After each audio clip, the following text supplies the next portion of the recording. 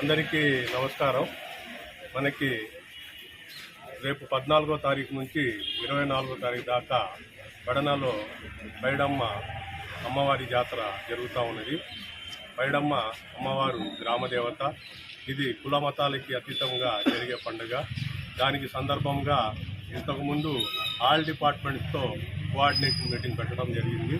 అలాగే ఈరోజు గ్రామస్తులతో మరియు పీస్ కమిటీ వాళ్ళతో ఆల్ డిపార్ట్మెంట్స్ వాళ్ళు మీటింగ్ పెట్టి ఈ జాతరలో తీసుకోవాల్సిన జాగ్రత్తల గురించి చెప్పడం జరిగింది. ఎందుకంటే రీసెంట్గా పెడనలో కొన్ని చిన్న ఇన్సిడెంట్ జరిగి శాంతి భద్రతలకి విఘాతం కలిగించారు. కాబట్టి దాన్ని దృష్టిలో ఉంచుకొని ఈ పండుగల్లో ఎటువంటి డీజేలకి మేము పర్మిషన్ ఇవ్వట్లేదు.